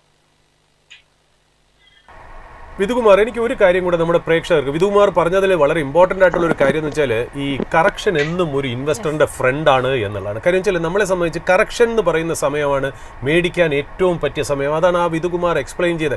എക്സ്പീരിയൻസ്ഡ് ആയിട്ടുള്ള ആൾക്കാർ വരുമ്പോൾ അതൊന്ന് മാറുന്നത് നോക്കൂ, ആ ഒരു സംസാരത്തിലും ആ ഒരു അഡ്വൈസും ഒന്ന് മാറുന്നു, ആ ഭയം മാറി അവസരമായിട്ട് ഉപയോഗിക്കുക. എനിക്ക് വിധുകുമാറിൻ്റെ ഒരു കാര്യം എനിക്ക് നമ്മുടെ പ്രേക്ഷകർക്ക് വേണ്ടിയിട്ടാണ് ഞാൻ ഈ ചോദ്യം ചോദിക്കുന്നത് എന്നുള്ളത്. അതായത് നമ്മൾ എന്നും മൈഫിൻ സാധാരണക്കാർക്ക്, അതായത് ഒരു ഫിനാൻസ് ബാക്ക്ഗ്രൗണ്ട് ഇല്ലാത്തവർക്കോ സ്റ്റോക്ക് മാർക്കറ്റിന്റെ അറിവില്ലാത്തവർക്കോ വളരെ പ്ലെയിൻ ആയിട്ടാണ്, അതായത് ഒരു ബിസിനസ്സാണ് നമ്മൾ അവതരിപ്പിക്കുന്നത് എന്നുള്ള. വിധുകുമാറിനെ സംബന്ധിച്ച് മുത്തൂറ്റ് സെക്യൂരിറ്റീസിന്റെ ചീഫ് ഫിനാൻഷ്യൽ ഓഫീസറാണ്. എനിക്ക് വിധുകുമാറിൽ നിന്ന് വേണ്ട ഒരു ചെറിയൊരു സഹായം നമ്മുടെ പ്രേക്ഷകർക്ക് വേണ്ടിയിട്ടാണ് വിധുകുമാർ. അതായത് നമ്മളൊരു സ്റ്റോക്ക് പിക്ക് ചെയ്യാൻ നേരത്ത് നമ്മൾ പല പാരാമീറ്റേഴ്സ് പറയുമല്ലോ. ആ സ്റ്റോക്കിൻ്റെ ഏർണിങ്സ്, അതായത് അതിൻ്റെ റവന്യൂ, അതിൻ്റെ net profit, operating profit margin, EBITDA, അല്ലെങ്കിൽ ROC, return on capital employed, return on equity, price earning multiples എന്നിങ്ങനെ പല പാരാമീറ്റർ നോക്കുമെങ്കിലും ഒരു ബിസിനസ്സിൽ ക്യാഷ് ഫ്ലോൻ്റെ ഇമ്പോർട്ടൻസ്, അതായത് നമ്മളൊരു നല്ലൊരു സ്റ്റോക്ക് അല്ലെങ്കിൽ ഒരു ബിസിനസ് ഐഡൻറ്റിഫൈ ചെയ്ത് നമ്മൾ അവരുടെ ഷെയർ മേടിക്കാൻ നേരത്ത് ഒരു ക്യാഷ് ഫ്ലോ ഉള്ള കമ്പനികൾ, operating cash flow, positive operating cash flow അല്ലെങ്കിൽ ഫ്രീ ക്യാഷ് ഫ്ലോ ഉള്ള കമ്പനികളിൽ നിന്ന് നമ്മൾ സാധാരണ പറയാറുണ്ട്. വളരെ സിമ്പിളായിട്ട് വിധുകുമാറിന് പറ്റുമെങ്കിൽ, വിധുകുമാറിന് ആ ഒരു എക്സാമ്പിളോടുകൂടി എന്തെങ്കിലും ചെയ്യാൻ പറ്റുമെങ്കിൽ എന്താണ് ക്യാഷ് ഫ്ലോ ഉള്ള ബിസിനസ്സുകൾ മേടിക്കുന്നതിൻ്റെ ഗുണം എന്ന് നമ്മുടെ പ്രേക്ഷകരായിട്ട് ഷെയർ ചെയ്താൽ വളരെ സന്തോഷകരമായിരിക്കുമെന്ന് പറഞ്ഞു വയ്ക്കുന്നു. വിധുകുമാർ. ശരിയാണ്. ഈ ക്യാഷ് ഫ്ലോ, എനിക്ക് തോന്നുന്നത് എത്ര ആൾക്കാർക്ക് ഈ ക്യാഷ് ഫ്ലോയെ കുറിച്ച് മനസ്സിലാകും എന്നുള്ളതാണ് എൻ്റെ ഒരു സംശയം. കാരണം സാധാരണക്കാർക്ക് വേണ്ടിയാണ് പറയാൻ പറഞ്ഞത്. ക്യാഷ് ഫ്ലോ എന്ന് പറഞ്ഞാൽ കമ്പനിയിലോട്ട് വരുന്ന ക്യാഷ്, എങ്ങനെ ക്യാഷ് വരുന്നു? ബൈ സെയിൽസ്, ബൈ സർവീസ്, അല്ലെങ്കിൽ വേറെ അതർ ഇൻകംസ്. ഇതാണ് മെയിൻ ബിസിനസ്സിൽ നിന്ന് വരുന്നത്. Income from operations and other operating income. ഈ രണ്ട് രീതിയിലാണ് ക്യാഷ് ഇൻഫ്ലോ വരുന്നത്. ആൻഡ് ക്യാഷ് ഔട്ട്ഫ്ലോയും ഉണ്ട്, കമ്പനിയുടെ എക്സ്പെൻഡിച്ചേഴ്സ്. ഇതിനകത്ത് ഈ ഇൻഫ്ലോയേക്കാൾ കൂടുതൽ ഔട്ട്ഫ്ലോ വരുമ്പോഴാണ് മിക്കവാറും ഈ ക്യാഷ് ഇൻഫ്ലോയുടെ ഈ കമ്പനി ഒരു ബുദ്ധിമുട്ടിലോട്ട് പോകുന്നത്. പക്ഷെ ഇൻഫ്ലോ കൂടുതലും ഔട്ട്ഫ്ലോ കുറവും വരുന്ന കമ്പനികളാണ് എപ്പോഴും ക്യാഷ് റിച്ച് എന്ന് പറയാം. ഈ ഇൻഫ്ലോ രണ്ട് രീതിയിൽ വരാം. കടമെടുത്തും വരാം, ക്യാഷ് കൊണ്ടുവരാം. അതുപോലെ ഔട്ട്ഫ്ലോ ആ കടം തിരിച്ചടയ്ക്കുന്നതും അല്ലെ അതിന് ഇൻട്രസ്റ്റ് കൊടുക്കുന്നതും ഔട്ട്ഫ്ലോ ആകാം. പക്ഷെ ഞാൻ ഉദ്ദേശിച്ചത് ക്യാഷ് ഫ്ലോ എന്ന് പറഞ്ഞാൽ നമ്മുടെ ഓപ്പറേറ്റിംഗ് ഇൻകവും നോൺ ഓപ്പറേറ്റിംഗ് ഇൻകവും, ഇൻകം ഫ്ലോയും എക്സ്പെൻഡിച്ചറും കമ്പയർ ചെയ്യുമ്പം എപ്പോഴും അതിനകത്തൊരു സർപ്ലസ് ഇൻകത്തിൽ ഉള്ള കമ്പനികൾ മാത്രം തിരഞ്ഞെടുത്താൽ. കാരണം അതിനാണ് അങ്ങനെ പോകുന്ന ഒരു മാനേജ്മെന്റാണ് എപ്പോഴും അവിടെ സർപ്ലസ് ജനറേറ്റ് ചെയ്ത് കഴിഞ്ഞാൽ ആ ബിസിനസ്സിന് ഇമ്പ്രൂവ്മെന്റ് ഉണ്ടാവുള്ളൂ. ഡെഫിനറ്റ്ലി കടം എടുക്കാതെ പറ്റില്ല. കടം ആവശ്യമാണ്. കടം എടുത്തെങ്കിൽ മാത്രമേ ബിസിനസ്സിനെ നമുക്ക് അടുത്ത ക്യാപെക്സിന് വേണ്ടിയൊക്കെ ഡെഫിനറ്റ് ആയിട്ട് നമ്മൾ ചിലപ്പം കടം എടുത്തേ പറ്റൂ. പക്ഷേ ആ കടം എടുക്കുന്നത് കമ്പനിയുടെ ക്യാഷ് ഇൻഫ്ലോയെ ബേസ് ചെയ്തായിരിക്കണം. അങ്ങനെയുള്ള കമ്പനികൾ എന്ന് പറഞ്ഞാൽ ഇൻഫ്ലോയും ഔട്ട്ഫ്ലോയും കൂടെ നമ്മൾ താരതമ്യപ്പെട്ടിട്ട് നോക്കുമ്പോൾ ഇൻഫ്ലോ കൂടുതലും ഔട്ട്ഫ്ലോ കുറവുള്ള കമ്പനികൾ ഡെഫിനറ്റ് ആയിട്ട് എൻ്റെ ഒരു പേഴ്സണൽ അഭിപ്രായമാണ് ഇത് ചിലപ്പോൾ എല്ലാവരും യോജിക്കണമെന്നില്ല. പക്ഷെ എന്നിരുന്നാൽ തന്നെ അങ്ങനെയുള്ള ഒരു കമ്പനികൾ, ആ ക്യാഷ് റിച്ച് കമ്പനികൾ എന്നാണ് നമ്മൾ അതിനെ ക്യാഷ് റിച്ച് ആയിട്ട് വരും അതിനകത്ത്. അതുകൊണ്ട് നമ്മൾക്ക് പല രീതിയിലുള്ള ക്യാപിറ്റൽ എക്സ്പെൻഡിച്ചർ അതിനകത്ത് നേടാം. കൂടാതെ പല രീതിയിലുള്ള എക്സ്പാൻഷൻ പ്രോഗ്രാംസ് നടത്താം. അങ്ങനെയൊക്കെ വരുന്ന കമ്പനികൾ തിരഞ്ഞെടുത്താൽ അപ്പൊ ആകെ ഒരാൾക്ക് ഒരു സാധാരണക്കാരന് ചിലപ്പം ക്യാഷ് ഫ്ലോ സ്റ്റേറ്റ്മെന്റ് കണ്ടാൽ ചിലപ്പം മനസ്സിലാവില്ല. അതിനകത്ത് ഒത്തിരി ഫാക്ടേഴ്സ് ചിലപ്പോൾ മനസ്സിലാകും. പക്ഷെ ഒരു ജനറലൈസ് ചെയ്ത ഒരാൾക്ക് മനസ്സിലാകണമെങ്കിൽ what is the operating income and what is the basic expenditure. ആ ബേസിക് എക്സ്പെൻഡിച്ചർ പല രീതിയിലുണ്ട്. മാനുഫാക്ചറിങ് കമ്പനീസ് ആണെങ്കിൽ വേറെയാണ്, സർവീസ് കമ്പനീസ് ആണെങ്കിൽ വേറെയാണ്. അപ്പൊ അതിന്റെ P&L നോക്കിക്കഴിയുമ്പോൾ നമുക്ക് ഏകദേശം ഒരു ഐഡിയ കിട്ടും ഏതാണ് അതിന്റെ ഇൻഫ്ലോ ആൻഡ് ഏതാണ് അതിന്റെ ഔട്ട്ഫ്ലോ. അപ്പൊ ആ P&L നോക്കി നമുക്ക് അതിനെ എന്ന് പറഞ്ഞാൽ പ്രോഫിറ്റ് ഒത്തിരി ഉണ്ടാക്കുന്ന കമ്പനിയിൽ നിന്ന് മാത്രമല്ല ഞാൻ പറയുന്നത്, ആ രീതിയിലുള്ള ഒരു അനാലിസിസ് നടത്തിയിട്ട് അങ്ങനെയുള്ള കമ്പനികൾ തിരഞ്ഞെടുക്കുന്നത് ഡെഫിനറ്റ് ആയിട്ട് ലോങ് ടൈമിൽ. പിന്നെ ഡെഫിനറ്റ് ആയിട്ട് ഒരു കാര്യമുണ്ട്, എന്താണ് ബിസിനസ് ചെയ്യുന്നത്, ആ ബിസിനസിന്റെ പ്രോസ്പെക്ട്സ് കൂടെ നോക്കണം. നാളെ ആ ബിസിനസ് ചിലപ്പം കുറഞ്ഞേക്കാം. അങ്ങനെ പറയുകയാണെങ്കിൽ അവരുടെ ക്യാഷ് ഫ്ലോയെ പിന്നെ ഫ്യൂച്ചറിൽ അഫക്ട് ചെയ്യാം. അതുകൂടെ കൺസിഡർ ചെയ്ത് കഴിഞ്ഞാൽ ക്യാഷ് ഇൻഫ്ലോ കൂടുതലുള്ള ഡെഫിനറ്റ് ആയിട്ടും നമുക്ക് ഇൻവെസ്റ്റ് ചെയ്യാൻ പറ്റിയ കമ്പനികളായിട്ടാണ് എൻ്റെ ഒരു അനാലിസിസ്. ആ രീതിയിൽ സാധാരണക്കാരൻ മനസ്സിലാക്കാനായിട്ട് എന്താണ് ഇൻഫ്ലോ ക്യാഷ് അല്ലെങ്കിൽ എന്താണ് ഔട്ട്ഫ്ലോ ക്യാഷ്, അത് രണ്ടും ഒന്ന് കമ്പയർ ചെയ്ത് കഴിഞ്ഞാൽ നമുക്ക് അതിനെക്കുറിച്ചൊരു ധാരണ കിട്ടിക്കഴിഞ്ഞാൽ നമുക്ക് കമ്പനി സെലക്ട് ചെയ്യണോ വേണ്ടിയോ എന്നുള്ളൊരു തീരുമാനം എടുക്കാൻ പെട്ടെന്ന് സാധിക്കും എന്നുള്ളതാണ് എൻ്റെ ഒരു വിലയിരുത്തൽ. സർ, അതിനോടൊപ്പം തന്നെ നമ്മളിപ്പം തുടക്കത്തിൽ തന്നെ സൂചിപ്പിച്ചിട്ടുണ്ട്, അതായത് ദീപാവലിക്ക് മുന്നോടിയായിട്ട് നമ്മൾ വളരെ ശക്തമായിട്ടൊരു റാലി, ഒരു സ്ട്രോങ് ബേസ് തന്നെ ക്രിയേറ്റ് ചെയ്തിട്ടുണ്ടെന്ന് ഇന്ത്യൻ മാർക്കറ്റിൽ. പക്ഷേ അതേസമയം ഈ ഒരു സ്ട്രോങ് ബേസ് ക്രിയേറ്റ് ചെയ്തെന്ന് പറയുമ്പോൾ പോലും ചില പെർട്ടിക്കുലർ ഏകദേശം ഒരു 4-5 സെക്ടർ, അതായത് ബാങ്കിങ്, ഫൈനാൻഷ്യൽ സർവീസ്, അതിനോടൊപ്പം തന്നെ ഓട്ടോ, റിയൽറ്റി, FMCG തുടങ്ങി ഇങ്ങനെ കൺസംഷൻ ബേസ്ഡ് ആയിട്ടുള്ള സെക്ടേഴ്സിലാണ് പ്രധാനമായിട്ട് നമുക്കൊരു മൂവ്മെൻറ്റ് കാണാൻ സാധിച്ചിരിക്കുന്നത്. ഈ ഒരു റാലി അല്ലെങ്കിൽ ഒരു മൂവ്മെൻറ്റ് ബ്രോഡർ മാർക്കറ്റിലേക്ക് സ്പ്രെഡ് ചെയ്തിട്ടില്ല എന്നുള്ളത് കാണാം. അപ്പം ഇനി വരുന്ന റാലിയിൽ ഒരുപക്ഷെ ഒരു സെക്ടറൽ ഷിഫ്റ്റ് താങ്കൾ എക്സ്പെക്ട് ചെയ്യുന്നു ഉണ്ടെങ്കിൽ അതിൽ ഏതൊക്കെ സെക്ടേഴ്സ് ആയിരിക്കും പ്രധാനമായിട്ടും ഒരുപക്ഷെ ഡൊമിനേറ്റ് ചെയ്യാൻ സാധ്യത? തീർച്ചയായിട്ടും എല്ലാവരും ഈ ദീപാവലി സമയത്ത് ചോദിക്കുന്ന ഒരു മെയിൻ ചോദ്യം ഇത് തന്നെയാണ് എല്ലാ ആൾക്കാരും. ഞാൻ കണ്ടത് നമ്മളുടെ ഈ GST 2.0 അതിന് ശേഷം ഈ കൺസംഷൻ, അതാണ് താങ്കൾ പറഞ്ഞ FMCG ഒക്കെ ഒന്ന് പെർഫോം ചെയ്തു അല്ലെ ഔട്ട് പെർഫോം ചെയ്തു എന്നൊക്കെ നമുക്ക് മനസ്സിലാക്കാൻ സാധിക്കുന്നത്. പക്ഷെ ഞാൻ കാണുന്ന ഡെഫിനറ്റ് ആയിട്ട് ഒരു സെക്ടർ വൈസ് എനിക്ക് അതിനെ കാണാൻ പറ്റുള്ളൂ. സെക്ടർ വൈസിലായ ബുള്ളിഷ്, സർട്ടൺ സെക്ടേഴ്സ് ആയ ബുള്ളിഷ്. അതിൽ ആദ്യമായിട്ട് ഞാൻ കാണുന്ന ഇനി വരാൻ പോകുന്ന ഒരു എക്സ്പെക്റ്റഡ് ബുള്ളിഷ് ട്രെൻഡ് ഞാൻ പ്രതീക്ഷിക്കുന്നത് ഹോസ്പിറ്റാലിറ്റി ഹെൽത്ത് കെയർ ഡിവിഷനിൽ ഡെഫിനറ്റ് ആയിട്ടും വരുന്ന വർഷം ഒരു നല്ല ബുൾ റൺ കിട്ടും എന്നുള്ളതാണ് എൻ്റെ ഒരു പ്രതീക്ഷ. അടുത്തായിട്ട് ഞാൻ പ്രതീക്ഷിക്കുന്ന ബാങ്കിങ് ആൻഡ് ഫൈനാൻഷ്യൽ സെക്ടർ തന്നെയാണ്, including NBFCs is going to perform reasonably well എന്നുള്ളതാണ് എൻ്റെ ഒരു നിഗമനം. പിന്നെ ഓട്ടോ ആൻസിലറി ഐറ്റംസ്, അതിനകത്തും ഓട്ടോയിൽ പറയുമ്പോൾ നമ്മൾ മേക്ക് ഇൻ ഇന്ത്യ പദ്ധതികൾ പറയുന്നതനുസരിച്ച് ഇന്ത്യൻ നിർമ്മിത ഓട്ടോമൊബൈൽസ് അതിനകത്താണ് കൂടുതൽ ഒരു ഗ്രോത്ത് വരാൻ പോകുന്നത്. ആ കമ്പനീസ് ഓട്ടോ ആൻസിലറി വരുമ്പോഴത്തേക്ക് ഡെഫിനറ്റ് ആയിട്ട് അവിടെയും നല്ലൊരു ഗ്രോത്ത് ഞാൻ പ്രതീക്ഷിക്കുന്നുണ്ട്. കാരണം പല മിഡ് ക്യാപ് കമ്പനികളും is exporting to a larger extent on their products. ആ ഒരു ഇത് വരുമ്പോഴത്തേക്ക് ഓട്ടോ ആൻസിലറി നമുക്ക് പെർഫോമൻസ് പ്രതീക്ഷിക്കാം. അതുകൊണ്ട് ആ രീതിയിൽ പിന്നെ FMCG ഡെഫിനറ്റ് ആയിട്ട് കൺസംഷൻ കൂടുന്നതനുസരിച്ച് അതിനൊരു ഒരു നമ്മൾ ഈ പെട്ടെന്ന് കണ്ട ഒരു ഗ്രോത്ത് ഇല്ലെങ്കിലും ഒരു റീസണബിളി ഗുഡ് ഗ്രോത്ത് പ്രതീക്ഷിച്ചുകൊണ്ടാണ് ഞാൻ ഈ 4 സെക്ടറുകളാണ് എനിക്ക് എൻ്റെ ഒരു കാഴ്ചപ്പാടില്, വേറെ ഉണ്ടാകാം, പക്ഷെ എന്നിരുന്നാലും ഞാൻ പ്രതീക്ഷിക്കുന്ന ഈ 4 സെക്ടറുകളാണ് ഔട്ട് പെർഫോം ചെയ്യാൻ പോകുന്നത്, അല്ലെങ്കിൽ റീസണബിളി ഗുഡ് പെർഫോമൻസ് കാണിക്കാൻ പോകുന്നത് അടുത്ത വർഷം എന്നുള്ളതാണ് എൻ്റെ ഒരു കണക്കൂട്ട്. Anyway thank you so much sir, ഇത്രയും സമയം ഞങ്ങളോടൊപ്പം സ്പെൻഡ് ചെയ്യാൻ, പ്രത്യേകിച്ചും ഇത്രയധികം തിരക്കുള്ളൊരു സമയത്ത് കൂടി ആ സമയം കണ്ടെത്തി പ്രേക്ഷകർക്കായിട്ട് ഇവിടെ എത്തിയതിന് വളരെയധികം നന്ദിയുണ്ട്. ഏതായാലും അദ്ദേഹം സൂചിപ്പിച്ചതുപോലെ തന്നെ സെക്ടറിലായിട്ട് ചേഞ്ചസ് വരുന്നുണ്ട്, അതുകൂടി നിങ്ങളുടെ ഒരു പോർട്ട്ഫോളിയോയിലേക്ക് വളരെ ശ്രദ്ധയോടെ ആടുക. ഏതായാലും സാർ, നമ്മുടെ ഇന്നത്തെ ഒരു പ്രീ മാർക്കറ്റ് ഇന്നിപ്പോൾ ഒരു ക്ലോസ് ചെയ്തിരിക്കുകയാണ്. തീർച്ചയായിട്ടും പ്രതീക്ഷിച്ചതുപോലെ ഇന്നിപ്പോൾ സെക്ടേഴ്സൊക്കെ നോക്കുകയാണെങ്കിൽ കംപ്ലീറ്റ് ആയിട്ടൊരു പച്ചയിലായിട്ട് അങ്ങനെ നിൽക്കുകയാണെന്ന് പറയേണ്ടിയിരിക്കുന്നു. എല്ലാ സെക്ടേഴ്സിലും നമുക്ക് പൊതുവെ, അതായത് ദീപാവലിനെ ഇരു കൈയും നീട്ടി ബുൾസ് സ്വീകരിച്ചിരിക്കുന്നു എന്ന് തന്നെ പ്രീ മാർക്കറ്റിൽ പറയാൻ സാധിക്കുന്നുണ്ട്. ഒരുപക്ഷെ ഇവിടെ നിന്ന് ഒരു പ്രോഫിറ്റ് ടേക്കിംഗ് ഉണ്ടാവുകയില്ലെന്ന് അറിയില്ല, ബട്ട് സ്റ്റിൽ ഇപ്പോൾ 25,901.2 എന്നതിൽ, അതായത് 25,900 എന്നൊരു ആ ലെവലിന് മുകളിൽ ഇപ്പോൾ പ്രീ മാർക്കറ്റിൽ പ്രൈസോടെ സെറ്റിലായിട്ടുണ്ട്. ഏറ്റവും പ്രധാനമായിട്ടും പറയേണ്ടുന്നത് IT സൂചികയിലുണ്ടായൊരു മുന്നേറ്റമാണ്. IT സൂചിക കഴിഞ്ഞ ദിവസങ്ങളിലൊക്കെ ഒരു കറക്ഷൻ നേരിട്ടിരുന്നു, പക്ഷേ ഇന്നത്തെ ഈ ഒരു മുഹൂർത്ത ട്രേഡിംഗ് സ്പെഷ്യൽ ഡേയിൽ തിരിച്ചു വരാനായിട്ട് IT ഇൻഡെക്സിന് സാധിച്ചിട്ടുണ്ട്. 208 പോയിന്റ്സിൻ്റെ ഒരു മുന്നേറ്റത്തിൽ 35,500.9 എന്ന നിലയിലാണ് പ്രൈസ് ഓർഡേഴ്സ് സെറ്റിൽ ചെയ്തിരിക്കുന്നത്. അതിനോടൊപ്പം തന്നെ എല്ലാ സെക്ടേഴ്സിലും, മീഡിയയിലും, അതിനോടൊപ്പം തന്നെ റിയൽറ്റി, മെറ്റൽ സൂചിക, ഒപ്പം ബ്രോഡർ മാർക്കറ്റിലടക്കം നമുക്കൊരു ബുൾസിൻ്റെ ഒരു ഡൊമിനൻസ് തന്നെയാണ് കാണാൻ സാധിക്കുന്നത്.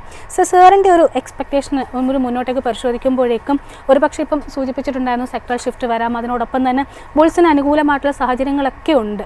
പക്ഷേ പലപ്പോഴും ഇത്തരം സാഹചര്യങ്ങളൊക്കെ അനുകൂലമായി വന്നാൽ പോലും കഴിഞ്ഞ കുറേ നാൾ പരിശോധിക്കുമ്പോഴേക്കും എക്സ്റ്റേണൽ ഫാക്ടേഴ്സ് കാരണം നമുക്ക് ഒരു അപ്സൈഡിലേക്ക് മൂവ് ചെയ്യുന്ന ലിമിറ്റേഷൻസ് വരാറില്ലേ? അല്ല, തീർച്ചയായിട്ടും ഇപ്പോൾ എക്സ്റ്റേണൽ ഫാക്ടേഴ്സ് തന്നെയാണ് ഇന്ത്യൻ മാർക്കറ്റിനെ ഒരു പരിധി വരെ എഫക്റ്റ് ചെയ്തത് എന്നുള്ളത് നമുക്ക് നന്നായിട്ട് അറിയാം. കാര്യം എപ്പം മുതൽ ഈ ട്രംപിൻ്റെ ടാരിഫ് വന്നു തുടങ്ങിയോ അന്ന് മുതൽ ശരിക്കും പറയും. പക്ഷേ വേറൊരു കാര്യമുണ്ട്, ഒരു കാര്യം നമുക്ക് മാറ്റി വയ്ക്കാൻ പറ്റില്ല. 2024 സെപ്റ്റംബർ ഒക്ടോബർ മുതൽ തന്നെ ഇന്ത്യൻ മാർക്കറ്റിൽ ഒരു കറക്ഷൻ വന്നിരുന്നു. ഞാൻ വേറൊരു കാര്യം ഞാൻ പറയേണ്ടിയിരിക്കുന്നത്, അതായത് ഞങ്ങൾ കുറച്ച് ഫ്രണ്ട്സ്, അതായത് മാർക്കറ്റിൽ ഈ പറഞ്ഞ പോലെ ഈ രമേഷ് ദമാനി സാറൊക്കെ ഉൾപ്പെടുന്ന ചെറിയൊരു കൺക്ലേവ്, അതായത് ഒരു പ്രൈവറ്റ് ഒരു ഗെറ്റ് ടുഗദർ കഴിഞ്ഞ കൊല്ലം ഇതേ സമയത്ത് ബോംബെയിൽ ഞങ്ങൾ നടന്നപ്പോൾ അതിനകത്ത് കൺസെൻസസ് ആയിട്ട് വളരെ സീനിയേഴ്സ് ആയിട്ടുള്ള ആൾക്കാർ, ഞാൻ പറഞ്ഞു എന്നല്ല, വളരെ സീനിയേഴ്സ് ആയിട്ടുള്ള ആൾക്കാർ പറഞ്ഞത് ഇനി ഒരു സൈഡ് വേസ് മാർക്കറ്റ് ആയിരിക്കും. അതായത് ഒരു കൊല്ലത്തേക്ക് സൈഡ് വേസ് മാർക്കറ്റ് ആയിരിക്കും എന്നാണ് കഴിഞ്ഞ കൊല്ലം ഇതേ സമയത്ത് നമ്മുടെ അടുത്ത് പറഞ്ഞത്. അതായത് ട്രംപ് വരുന്നതിന് മുമ്പേ തന്നെ. കാര്യം അത്രയ്ക്കും മാത്രം, അതായത് we have run up quite sharp and too fast. നമ്മൾ പ്രതീക്ഷിച്ചതിനേക്കാളിലും കൂടുതൽ പെട്ടെന്ന് തന്നെ ഒരു വലിയൊരു റാലി ഇന്ത്യൻ മാർക്കറ്റിൽ സംഭവിച്ച കാരണം സെപ്റ്റംബർ ഒക്ടോബറോട് കൂടി തന്നെ കഴിഞ്ഞ കൊല്ലം പല ക്വാർട്ടേഴ്സിൽ നിന്നും പല സ്കൂൾ ഓഫ് തോട്ട് പറഞ്ഞിരുന്നത് ഇന്ത്യൻ മാർക്കറ്റ് ഓവർ വാല്യൂഡാണ്, ഒന്ന് സ്റ്റെബിലൈസ് ചെയ്യേണ്ട സമയമായി എന്നാണ്. എന്ന് പറഞ്ഞൊരു കറക്ഷൻ ഇത്രയും വരുമെന്നോ അല്ലെങ്കിൽ ട്രംപ് വന്നിട്ട് ഒരു ടാരിഫിൻ്റെ ഇഷ്യൂ വരുന്നെന്നും നമ്മൾ ആരും പ്രതീക്ഷിച്ചില്ലെങ്കിൽ പോലും ഒരു സൈഡ് വേസ് മൂവ്മെന്റ് ആയിരിക്കും എന്നുള്ളത് പൊതുവെ പ്രതീക്ഷിച്ചിരുന്നു എന്നുള്ള. ബട്ട് ഒരു ബ്രേക്ക് എടുക്കാനുള്ള സമയമായി എന്നുള്ള. ബട്ട് അത് സംഭവിച്ച പോലെ തന്നെ ഏതാണ്ട് നമ്മൾ പറയുന്നതിന് അപ്പുറമായിട്ട് മാർക്കറ്റ് ഭേദപ്പെട്ട ഒരു കറക്ഷനും കൂടെ വന്നു എന്നുള്ള. സൈഡ് വേസ് മാത്രമല്ല, ഒരു കറക്ഷനും കൂടെ വന്നു. അതിന് ഈ ട്രംപിന്റെ ടാരിഫ് ഒരു നിമിത്തമായി മാറി എന്നുള്ളത് അതിന് പ്രത്യേകതയായിട്ടുള്ള ഒരു കാര്യം തന്നെയാണ് എന്നുള്ള. ഇപ്പോഴത്തെ കാര്യം പറയുന്നല്ലോ, ഇപ്പോൾ US നമ്മൾ നോക്കുകയാണെങ്കിൽ US have performed much better than India, അല്ലേ? ടാരിഫ് കൊണ്ടുവന്ന രാജ്യം തന്നെ ഏതാണ്ട് നല്ല രീതിയിൽ പെർഫോം ചെയ്തു എന്നുള്ള. പക്ഷെ അവിടെയും ഒരു കാര്യം ആലോചിക്കണം. നമ്മൾ മാർക്കറ്റിൽ ഒരു കാര്യം പറയുമ്പോൾ what goes up will have to come down. ഒരു കാര്യം മുകളിലോട്ട് പോകണമെങ്കിൽ അത് തീർച്ചയായിട്ടും ഒരു ദിവസം അത് പോണതിന് ഒരു പരിധി ഉണ്ട് എന്നുള്ളതാണ് നമ്മൾ എന്നും മനസ്സിലാക്കേണ്ട ഒരു കാര്യം. അതുകൊണ്ടാണല്ലോ സെപ്റ്റംബർ ഒക്ടോബർ 2024 ഇന്ത്യൻ മാർക്കറ്റ് അവിടുന്ന് ഒരു കറക്ഷൻ എടുത്തത്. കാര്യം അത്രയ്ക്ക് മാത്രം കയറിയിരുന്നു എന്നുള്ള.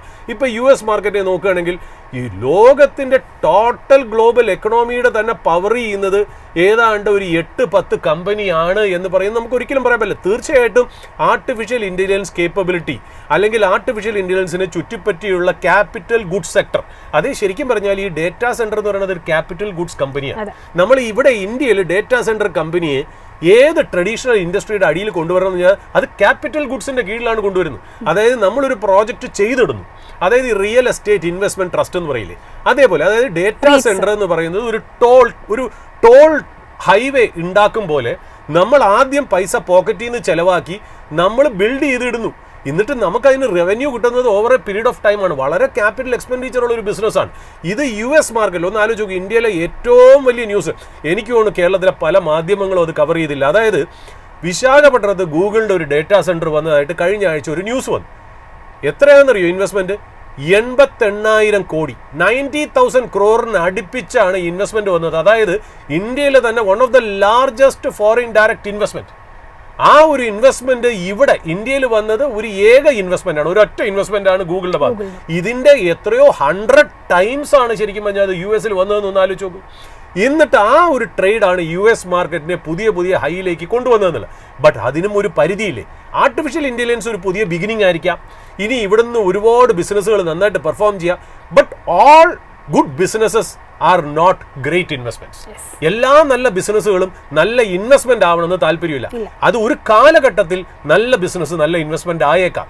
ചില സന്ദർഭങ്ങളിലേക്ക് ചെല്ലുമ്പോൾ ഈ ബിസിനസ്സുകൾ നല്ല ബിസിനസ് ആണെങ്കിൽ തന്നെ മോശം ഇൻവെസ്റ്റ്മെന്റ് ആയി മാറിയേക്കാം. ഇപ്പൊ നമ്മുടെ ഇന്ത്യൻ മാർക്കറ്റിലെ ഈ ഏറ്റവും ഗോൾഡ് സ്റ്റാൻഡേർഡ് ആയിട്ട് പറഞ്ഞ ഏഷ്യൻ പെയിന്റ്സും ഹിന്ദുസ്ഥാൻ യൂണിലിവറും ലാസ്റ്റ് 4-5 കൊല്ലം എന്താണ് തന്നത്? നമുക്ക് ഒരു റിട്ടേണും തന്നില്ല. അതായത് it may be A good business, that doesn't mean it is A good investment എന്നുള്ള. അപ്പോൾ ഈ US സ്റ്റോക്ക് മാർക്കറ്റ് തീർച്ചയായിട്ടും വളരെ ഓവർ വാല്യൂഡ് ടെറിട്ടറിയിലേക്ക് പോകുന്നു എന്നാണ് എൻ്റെ പേഴ്സണലായിട്ടുള്ളൊരു അഭിപ്രായം.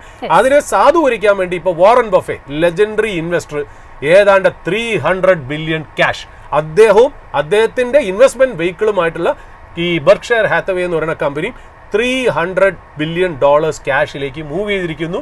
അതായത് അദ്ദേഹം പറയുന്നത് മാർക്കറ്റിൽ ഈ വാല്യുവേഷനിൽ മേടിക്കാൻ കമ്പനികൾ ഇല്ല എന്നുള്ളൊരു മെസ്സേജ് ആണ് കൊടുക്കുന്നത്. അപ്പോൾ തീർച്ചയായിട്ടും what goes up need to come down at some point.